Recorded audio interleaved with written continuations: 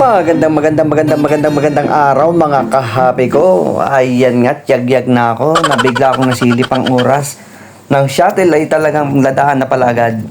Bigla akong naalala ay mag-expired na nga pala yung ticket ko. Kaya ito, alis ako ngayon para bumili ng ticket sa city. Saktuhan nga lang pala yung dating ko at aalis na ang bus na to. Hinabol ko nga pala ito.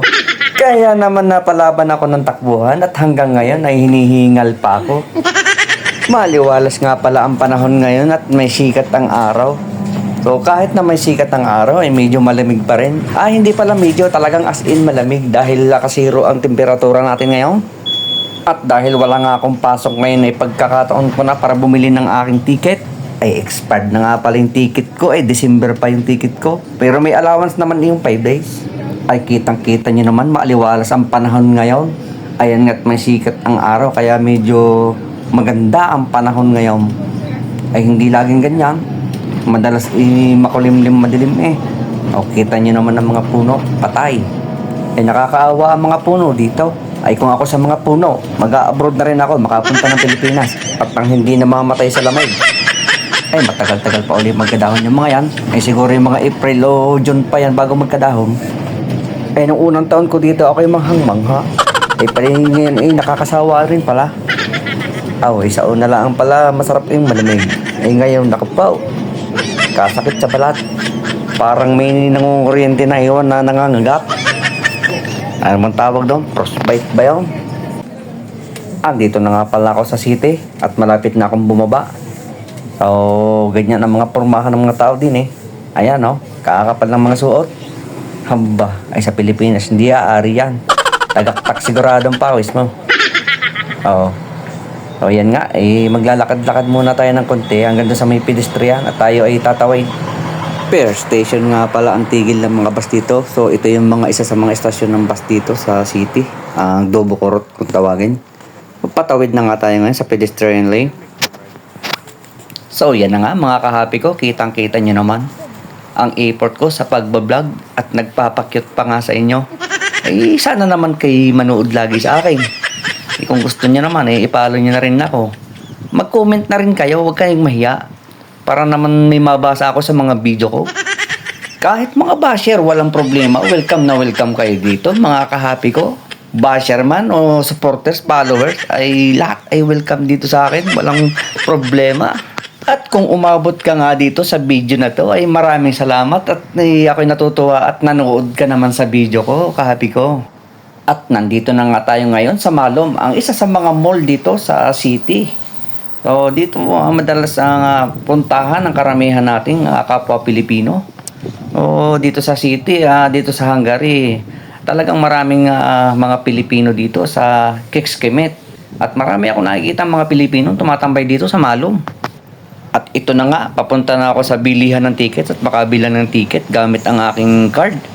Ay matagal na akong hindi gumagamit ng cash, puro card lang dito. Matagal na akong hindi nakakita ng pera. Ay ito nga yung pinaka-estasyon ng mga bus dito sa city. Ay mahaba yan, kabilaan yan yan nga, malapit na tayo sa ticket booth. At ito na nga, bibili na nga ako. Hello, Edge.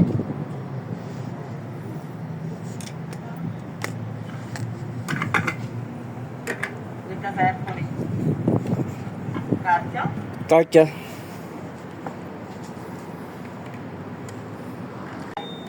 Okay. Aba, may alam din naman salita kahit kaunti Ay halagang 5,000 nga pala yan. Ticket ko na yan, pang isang buwan na yan para sa bus na yan. Ayan kahit saan. Di basta't yung Kiko na bus ang pangalan. Kung gusto mong masulit ang ticket na yan, pwede kang bumiyahe maghapon, paikot-ikot. Gamit lang yung ticket na yan. Ewan ko na lang sa'yo kung di ka magsawa. Tara na nga uli at pauwi na uli ako. Ay hindi na ako tatambay kalamig ka. Pauwi na ulit ako. Dadaan nga pala ako sa Coop at ako'y may ilang pirasong bibilhin. Abay, masiglang-masigla nga ngayon ng panahon. Ibang klase talaga pang nagpapakita ang araw malaking bagay. Yun nga lang, kahit tirik ang araw malamig pa rin. Pero okay na rin, at least nagpapakita ang araw. Malaking bagay yan. Vitamin D yan baga sa atin. Ay nainom pa ako ng vitamin D para lang hindi sabi nila pag ikaw walang vitamin D, ikaw ay lungkutin. Kaya malaking bagay talaga ang sikat ng araw ay. Ay uso nga din nga pala dito yung mga food delivery ganyan, mga nakabisikleta lang. Ay yung iba naman ay nakamotor, ay yung iba ay nakakotse pa. Pero marami yung ganyan nakabike. Ayos din nga Ay yan na nga, tayo tatawid na uli sa kabila. Ayan, naka-stop pa tayo So hintay lang tayo na konti mga kahapi ko. Ikaw ba'y nakaabot na uli dito sa aking video na to? Ay kung ganoon ay maraming salamat sa iyong panonood. At talagang try mo mag-comment. Wala namang problema Para naman ako'y makaranas na may nagko-comment. Hindi pa ako nakakaranas Nung para naman tayo may pagtatalunan kahit kaunti. Kita nyo ba yung kulay orange box niyan? Yan lang ang pipindutin kung gusto nyo tumawid ng pedestrian lane. Ganyan lang. Andito na nga pala ako sa Co-op. Ay dito kami namimili Ay dito lang ang magagamit itong aming SIM card na ito. Ay tara na sa loob. Ay pagpasok ko nga pinagsabihan agad ako ng kahira Bawal daw ang camera. Ay yun lang. Ay di matigas din naman ang aking ulo. Ay di nakapag-video pa rin. Di ba? Yun ang akala nyo. Ay namili nga lang ako dyan ng ilang piraso. 2 kilong bigas. Itlog. Vegetang. Bitchay pampalasa. Paminta. Sibuyas at gatas. Ay tama na yan. Ay, ito nga pala yung hinahanap ko nung isang araw panlagay sa coffee jelly. Ay kung kailang mayroon ay hindi ko na kailangan. Nasal cream. Ay okay na nga pala to. Tara na sa kahera. Hindi na nga pala ako nakapag-video sa kahera at pinagbabawalan nga tayo. Yun lang ang hindi niya alam. Ay nakapitik pa rin ang inyong kape ay gaano kalupit yun. Ay tara na nga ay tayo umuwi na. Papalabas na nga tayo. 8 item nga lang pala yung dinampot ko dito ay umabot na ng 6,000. Aba, hindi ka pwedeng basta-basta dumampot dito at siguradong magagastusan ka. At kung umabot ka pa rin nga dito sa video nito ay solid followers na talaga kita. Salamat kahapi ko sa panonood. At baka naman ikaw ay may maisipang itanong ay pwede ka namang mag-comment dito. Comment na kahapi. Ay wag lang ang utang ang iyong i-comment at ay pareho tayong hitoy. Andito na nga ako sa entayan ng shuttle. Ay 118 pa lang ang dating ng bus na sasakyan ko ay 136 pa.